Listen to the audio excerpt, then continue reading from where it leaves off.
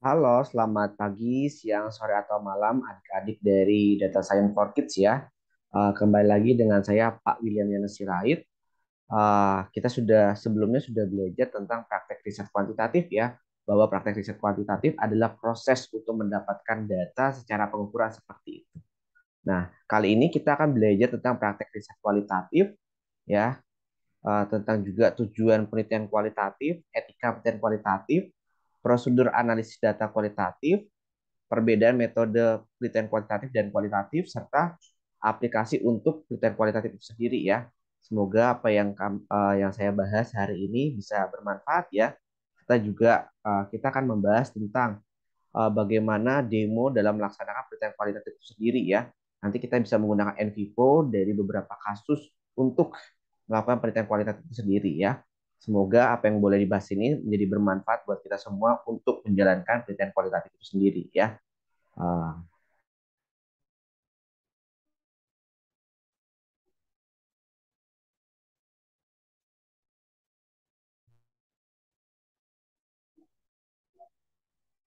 Oke ya, berarti praktek riset kualitatif seperti itu. Nah, kalau kualitatif artinya adalah kalau kualitatif itu artinya adalah eh, data yang data yang diperoleh dari apa? Dari pendapat ya. Data yang diperoleh dari pendapat seperti itu.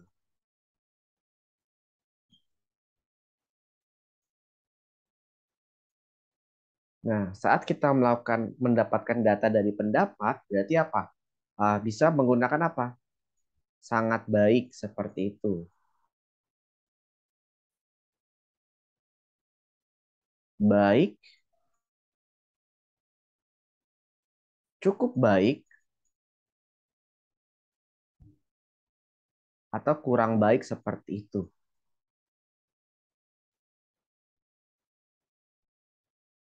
Nah, berarti dari proses tersebut kita mengetahui bahwa uh, pendapat seseorang yang menjadi acuan sebagai uh, dari datanya seperti itu ya. Jadi pendapat seseorang yang diambil dari responden itu sendiri ya. Jadi untuk mendapatkan data tersebut ada prosesnya ya. Berarti ada prosesnya uh, dari data seorang itu sendiri ya. Berarti bisa apa? Bisa menggunakan survei, bisa menggunakan wawancara,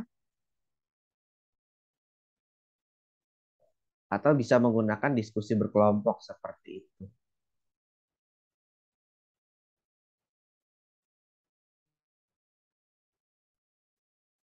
Nah, berarti apa? Karena pendapat semuanya diperoleh dari pendapat manusia seperti itu. Nah, jadi kita akan mengupas beberapa hal dari proses pendapat-pendapat manusia itu sendiri sehingga diperoleh bagaimana menjadi penelitian kualitatif yang baik dan tepat seperti apa.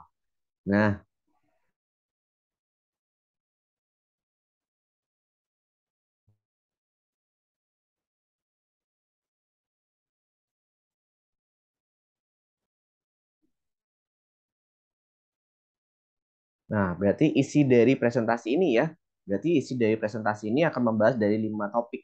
Yang pertama adalah tujuan penelitian kualitatif itu sendiri, etika penelitian kualitatif, prosedur analisis data kualitatif, perbedaan metode penelitian kualitatif dan metode kuantitatif, serta yang terakhir aplikasi untuk menunjang penelitian kualitatif itu sendiri ya. Jadi kita akan membahas 5 topik utama ini tentang proses penelitian kualitatif itu sendiri seperti itu.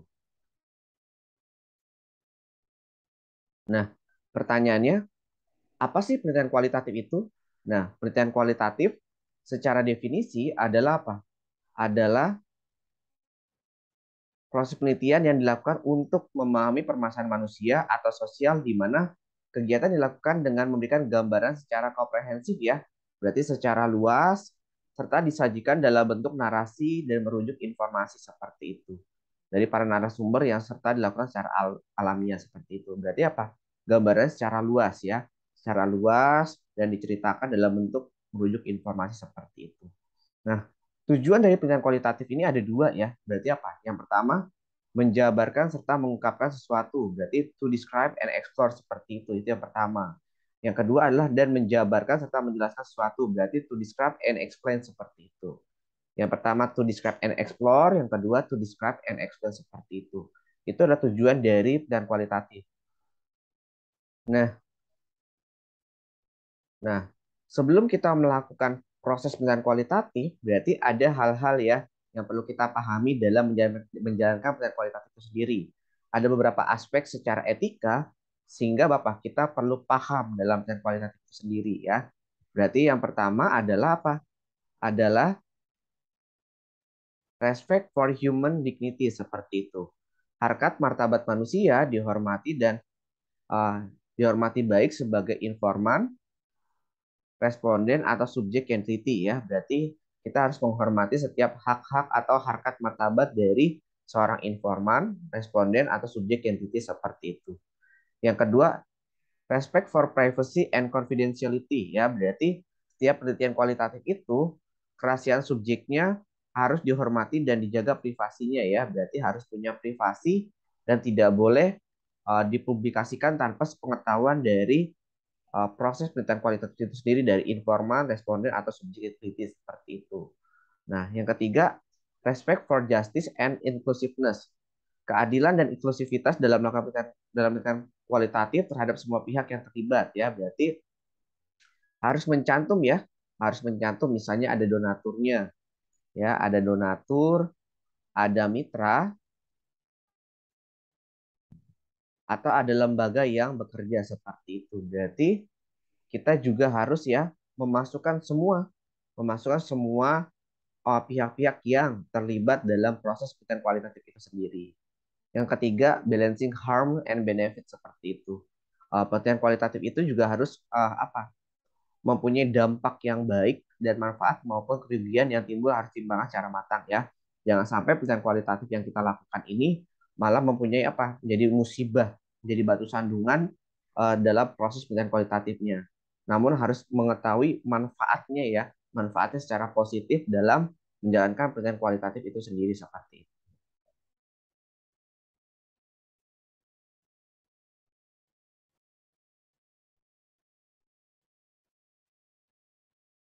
Nah, yang ketiga ya, tadi kita sudah belajar, sudah memahami aspek dari hal-hal yang perlu dijaga dalam tes kualitatif. Nah, ini ada aspek yang terkait yang melingkupi ya dari proses etika penilaian kualitatif sendiri.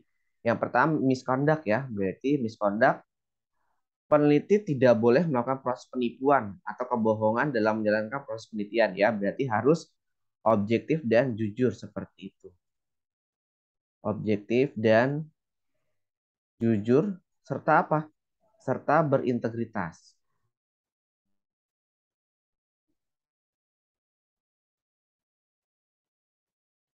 Yang kedua, research fraud ya. Berarti apa?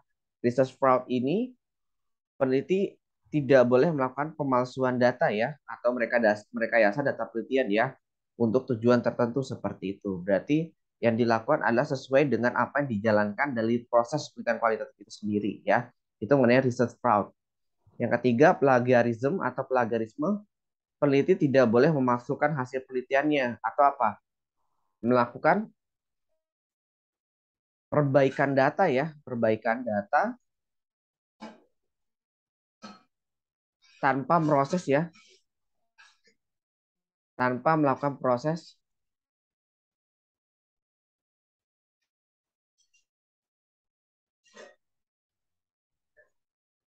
metode ilmiah seperti itu.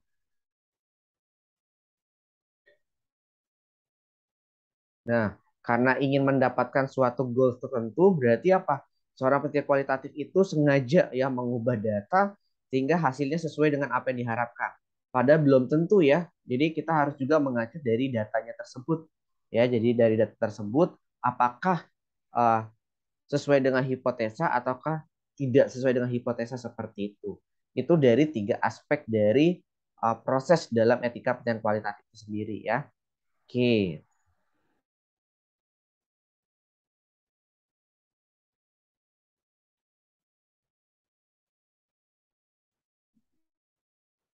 Nah, berarti tadi ya sudah dijelaskan research misconduct ya seperti itu.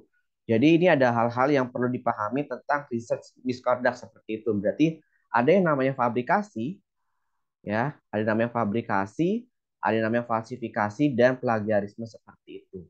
Kalau fabrikasi artinya apa? Manakala karya ilmiah yang dipublikasikannya memuat data fiktif yang diperoleh dari riset yang telah berjalan. Berarti apa? Datanya data palsu, data fiktif seperti itu atau data palsu ya.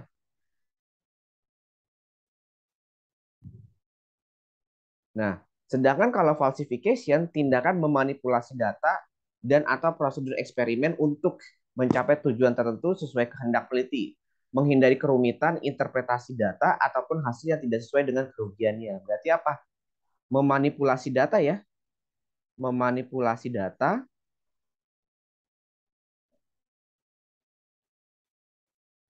dengan tujuan tertentu seperti itu.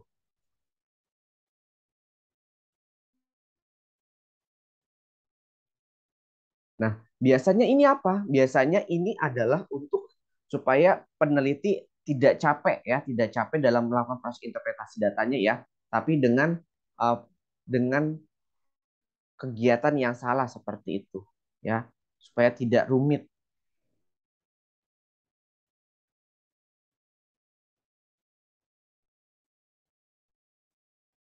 dalam apa? Dalam supaya tidak rumit dalam apa? Dalam uh, interpretasi datanya seperti itu.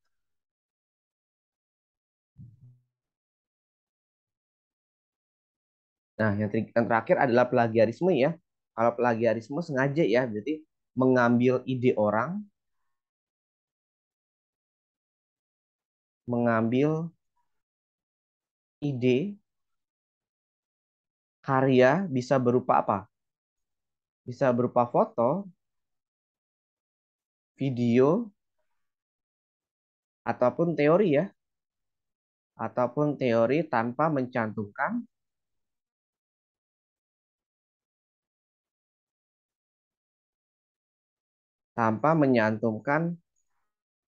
referensi ya, referensi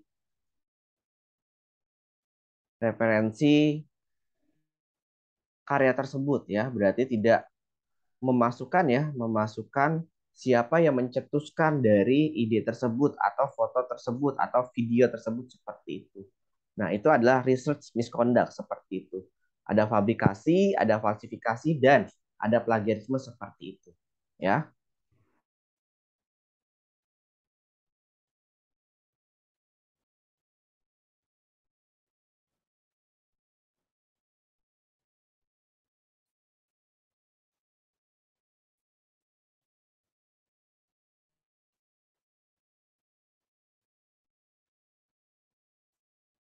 Nah, fraud ya, berarti kalau fraud sama ya, berarti ada namanya tadi suatu penelitian tidak boleh ada fraud ya, berarti fraud di sini ada ketidakakuratan ya. Berarti ada ketidakakuratan, ada namanya deception ya atau penipuan, conflict of interest atau artinya apa? Konflik kepentingan ya. Dia punya konflik kepentingan, dia punya maksud dan tujuan tertentu ya dalam melakukan penelitian ya, bukan murni dari proses ilmiah. Atau misconduct, artinya apa misconduct? Artinya kelakuan jahat seperti itu.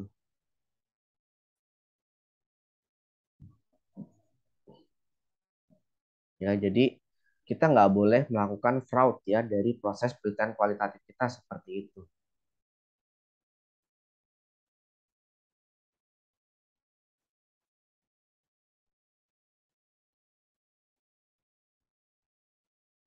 Nah, ini ya contoh dari melakukan plagiarisme. Plagiarisme adalah uh, memasukkan data atau mengambil ide, karya, video, ataupun teori ya dari orang lain tanpa mencantumkan isi dari uh, karya itu sendiri atau siapa yang menemukan karya-karya itu sendiri seperti itu.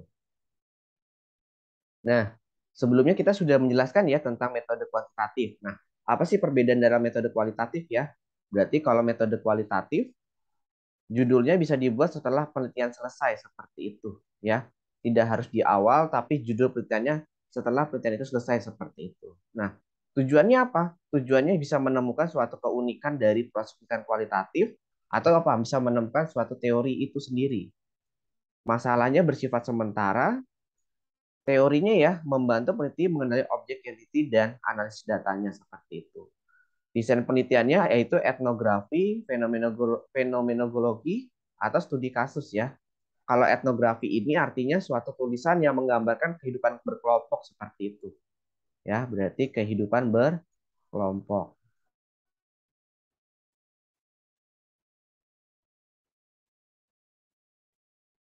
Kalau fenomenologi apa? Studi yang digunakan untuk mempelajari pengalaman hidup seseorang seperti itu.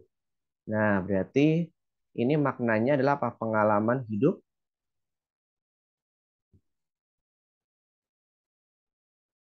seseorang seperti itu. Nah, instrumennya apa? Instrumen yang digunakan untuk mengukur metode kualitatif yaitu bisa apa? Bisa instrumen, bisa kamera, bisa recorder, video, atau buku catatan seperti itu untuk menyimpan dari proses penelitian kualitatifnya seperti itu. Pengumpulan datanya seperti apa? Bisa menggunakan observasi, wawancara, atau dokumentasi seperti itu.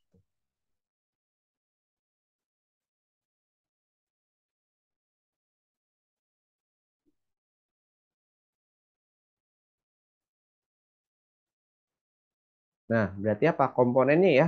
Berarti kalau metode kualitatif yaitu kualitatif empiris dan interpretif ya seperti itu ya. Kualitatif empiris dan interpretif seperti itu. Nah, kalau misalnya apa? Kalau misalnya sampelnya bisa bersifat purposif dan snowball ya, jumlahnya diketahui setelah selesai seperti itu. Analisis datanya bisa data collection, data reduction, classification, dan connection ya. Berarti kalau data collection itu berarti pengumpulan data ya, berarti proses pengumpulan datanya. Kalau reduction berarti apa? Datanya direduksi, mana-mana yang perlu dikurangi atau yang tidak valid gitu kan. Berarti direduksi. Lalu klasifikasi dikelompokkan.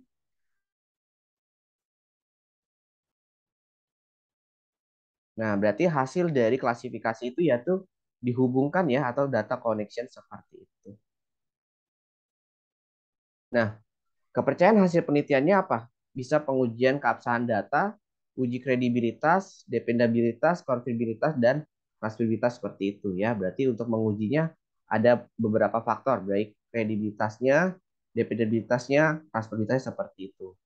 Hasil penelitiannya sama ya, menemukan keunikan konstruksi fenomena dan hipotesis seperti itu yang sesuai dengan tujuan penelitian tadi seperti itu. Nah, kapan penelitian selesai? Berarti setelah datanya jenuh atau datanya sudah sesuai dengan tujuan dari penelitian kita atau sesuai dengan apa yang kita bayangkan atau kita kelompokkan seperti itu. Itu dalam penelitian kualitatif, metode kualitatif seperti itu. Nah,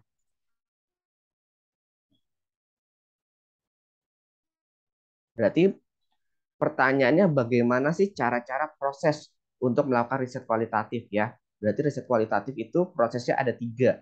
Pertama apa? Berarti bisa melakukan survei. Yang kedua wawancara mendalam atau secara bahasa Inggrisnya menggunakan in-depth interview. Atau yang ketiga diskusi berkelompok disebut focus group discussion seperti itu. Nah, apa sih survei itu? Berarti apa?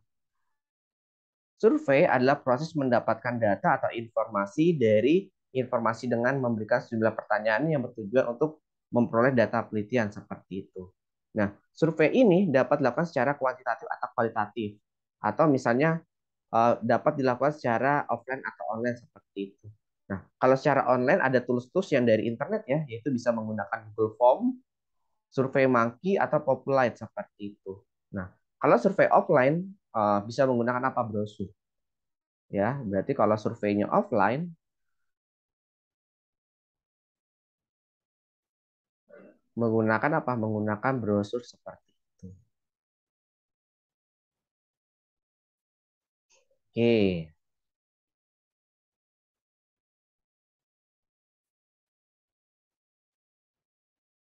Nah, ini ya, berarti kalau ini tools dari aplikasi Survey Monkey, kalau ini pakai Populate ya.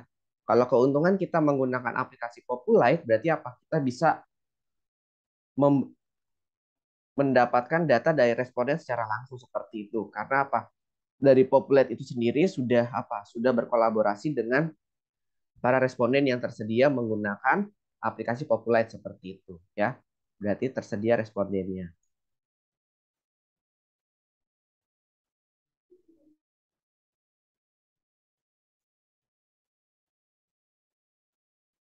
Nah, ini adalah salah satu contoh ya. Jadi menggunakan survei menggunakan Google Forms ya. Sama, berarti kalau Google Forms juga enak bisa apa? Bisa langsung secara analisis hasilnya keluar menggunakan Google Form. Kita bisa buat pertanyaan-pertanyaan mengenai survei Google Form dan tersedia hasil analisis datanya seperti itu. Nah, kalau ini adalah salah satu hasil dari yang keluar survei menggunakan survei Monkey ya. Sama, ada summary-nya,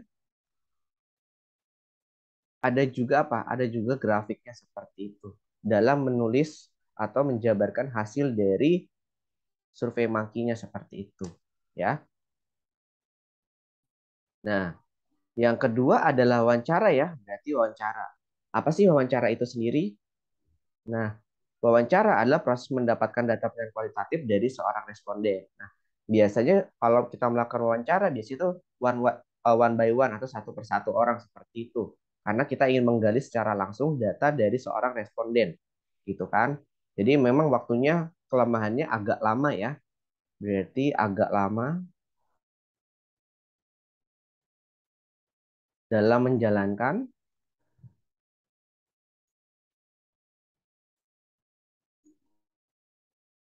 wawancara seperti itu.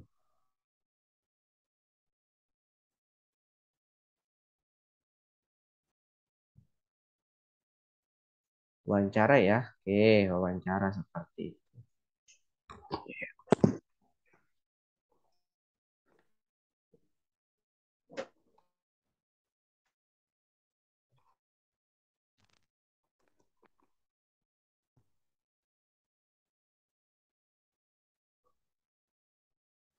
Oke ya. Nah,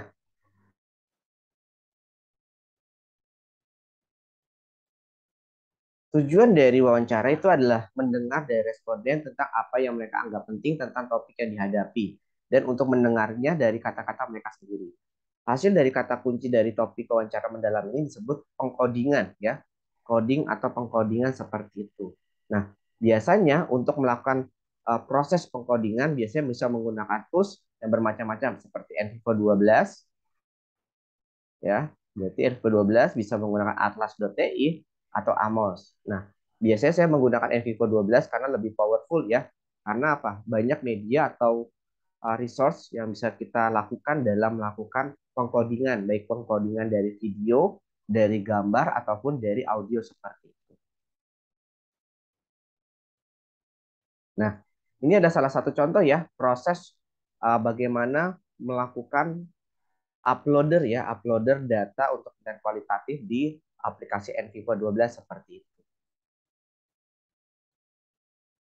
Nah, ini adalah salah satu aplikasi ya atlas.ti untuk analisis data kualitatif dan IBM SPSS juga bisa ya untuk proses menemukan statistikanya dari hasil analisis data dan kualitatif kita sendiri seperti itu.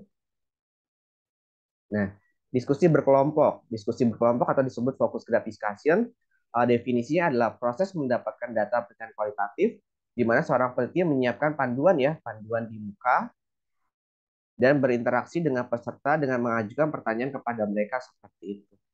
Tujuan dari FGD ini adalah untuk memperoleh interaksi kelompok ya, interaksi kelompok dan memperoleh persepsi tentang minat tertentu ya dalam lingkungan yang permisif dan tidak mengancam seperti itu. Dan membuat peserta berbicara satu sama lain dan untuk mengamati interaksi di antara para peserta seperti itu. Nah, berarti apa? Tujuannya adalah untuk ya, untuk peserta ini berbicara satu sama lain atau berdiskusi dan kita sebagai peneliti adalah mengamati interaksinya di antara para peserta. Jadi kita hanya memberikan pertanyaan terbuka atau open question dan uh, kita hanya lebih banyak mendengar dari proses diskusi berkelompok itu sendiri. Nah, terus yang digunakan pada penelitian kualitatif biasanya sama ya NVivo dan instrumennya digunakan apa? Video recorder, sound recorder dan lain-lain seperti itu. Hmm. Nah, ini adalah salah satu proses ya saat saya menjalankan focus group discussion ya. Berarti kita menggunakan tools yang bernama case classification ya dalam menjalankan focus group discussion sehingga bisa dihasilkan apa? Proses pengkodingan ya. Berarti proses pengkodingan seperti itu.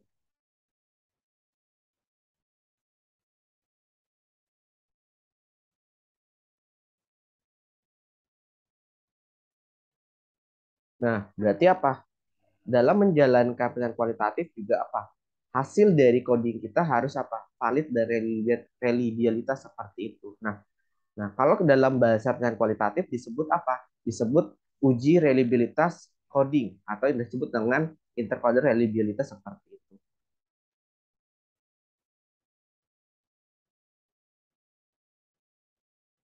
Nah, berarti apa? Uji reliabilitas coding ini tujuan utama dari teknik pengujian reliabilitas coding kualitatif adalah untuk mengurangi bias subjektif dari peneliti ya.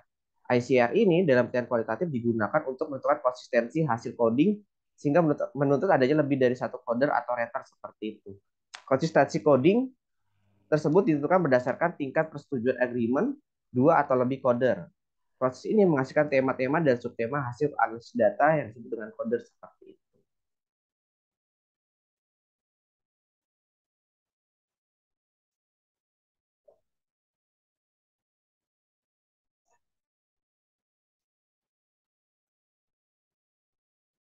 Oke ya, nah lanjut. Berarti apa kesimpulannya untuk melakukan uji realitas coding harus diperlukan apa? Dua orang ya, berarti dua atau lebih, dua orang atau lebih peneliti seperti itu. Dua orang atau lebih seorang peneliti.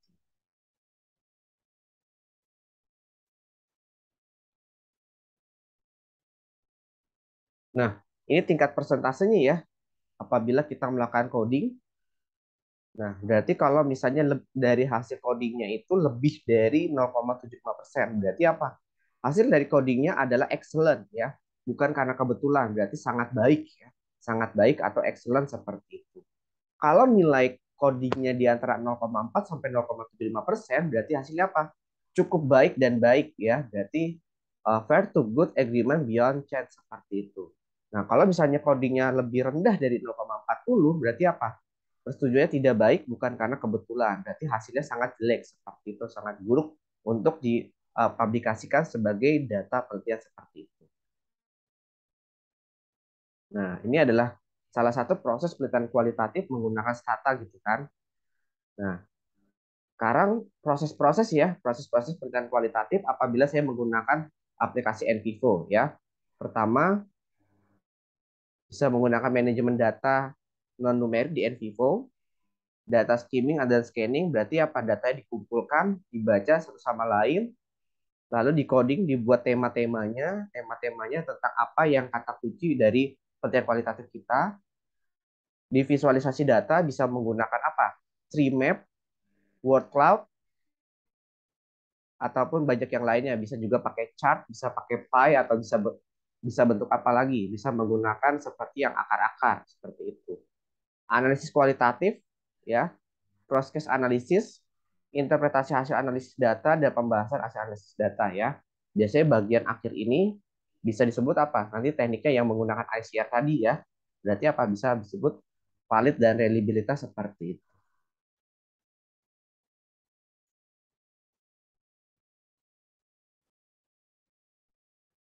Nah, sekarang kita akan praktek ya, saya akan memperlihatkan bahwa salah satu contoh kita menggunakan aplikasi NVivo untuk melihat hasil codingnya ya. Dari codingnya apa sumbernya, dan juga visualisasi datanya menggunakan bisa menggunakan word cloud ya, bisa menggunakan word cloud, tree map dan lain-lain serta bisa melihat salah satu contoh penelitian kualitatif yang saya lakukan sehingga didapat hasil dari valid dari reliabilitasnya ICR-nya lebih dari 0,5% seperti itu ya.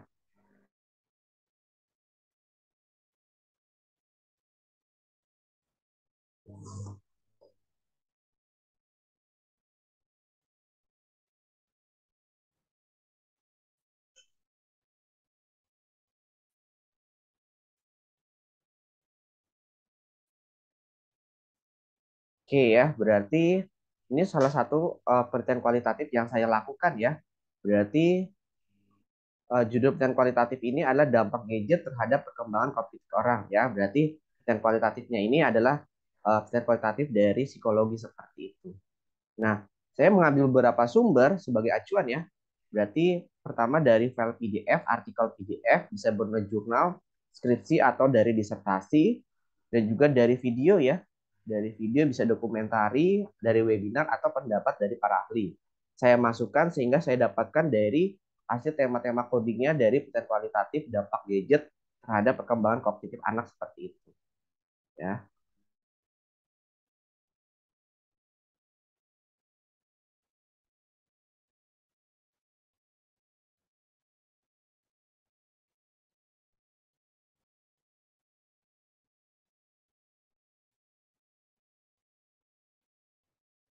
Nah, berarti saya mengambil beberapa coding ya.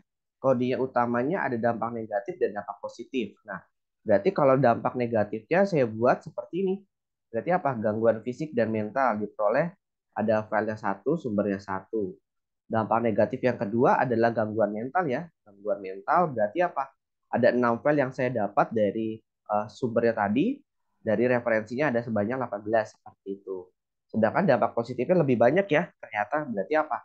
Ada belajar hal baru, bertambah networkingnya, hiburan, dan skill berkembang ya. Berarti ada file-nya ada 9, 4, 4, 6. Berarti ada banyak sumbernya yang didapat ya. 15, 4, 5, dan 10 seperti itu. Nah, itu adalah hasil pengkodingannya. Nah, berarti sebaiknya setelah melakukan pengkodingan adalah visualisasi data ya. Berarti saya coba contohkan visualisasi data yang dilakukan menggunakan aplikasi Envivo seperti itu.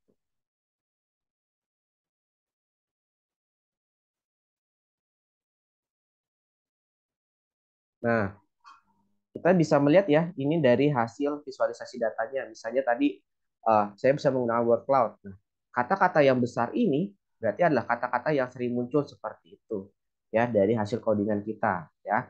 Itu menggunakan word cloud atau bisa menggunakan query ya. Berarti kita misalnya kata kunci utamanya apa? Kata kunci utamanya adalah ekonomi. Nah, nanti yang dari cabang-cabangnya itu saling berkesinambungan dengan kata-kata ekonomi ya. Nah, hasilnya apa? Hasilnya apa? Menunjukkan apa? Semakin banyak cabang ya, semakin banyak cabang, semakin banyak hasil files dari codingnya itu sendiri seperti itu. Ataupun kita juga bisa menggunakan visualisasi menggunakan diagram batang seperti itu. Nah, seperti ini ya. Jadi kita juga bisa melihat ya, hampir serupa dengan yang kualitatif. Berarti apa? Kita bisa menggunakan diagram batang ya untuk menunjukkan seberapa banyak frekuensi dari coding dari penelitian kualitatif kita sendiri itu seperti itu. Ya. Oke.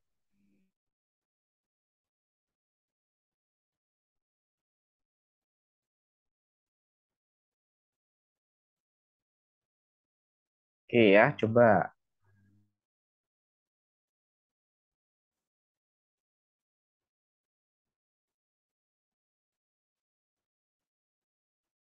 Oke, selanjutnya tahap akhir ya, tahap akhir dari penelitian kualitatif ya. Kita ingin menunjukkan seberapa besar dari uh, valid dan reliabilitas menggunakan teknik ACR. Nah, kalau melihat seperti ini saya buat ya, berarti codingnya ada tiga ya. Berarti ada pendidikan karakter Kristus, ada situasi belajar yang menyenangkan, dan student centered learning seperti itu. Nah, berarti hasilnya apa? Ini ada presentasinya menggunakan warna hijau semua diperoleh dari hasil semua di atas 75%. Kesimpulannya adalah bahwa tingkat pengkodingannya atau tingkat persetujuannya adalah cemerlang, baik atau sangat baik, bukan karena hasil kebetulan, tapi memang karena hasil codingnya di antara para peneliti itu sudah tepat dan sudah baik seperti itu. Itu ya, berarti kita sudah mengetahui gambaran sebagian besar dari dan kualitatif kita seperti itu. Oke, berarti kita sudah menjelaskan tentang proses dari plan kualitatif kita sendiri ya, baik dari etikanya, baik dari judulnya, konsepnya, metodenya, bahkan kita sudah melakukan demo menggunakan aplikasi Envivo yang merupakan aplikasi powerful untuk kita melakukan penelitian kualitatif kita sendiri seperti itu ya. Pertemuan selanjutnya kita akan belajar menggunakan aplikasi Mendeley ya. Aplikasi Mendeley ini sangat baik dalam ya menyusun sumber-sumber daftar pustaka ya supaya kita tidak uh, supaya kita bisa secara rinci, secara bagus gitu kan melakukan pengorganisasian dalam pencarian kualitas kita sendiri ya. Semoga apa yang kita lakukan pada saat hari ini, informasi dari pencarian kualitas kita juga bisa bermanfaat untuk kita semua. Sampai jumpa dan berkati kalian. Sampai jumpa.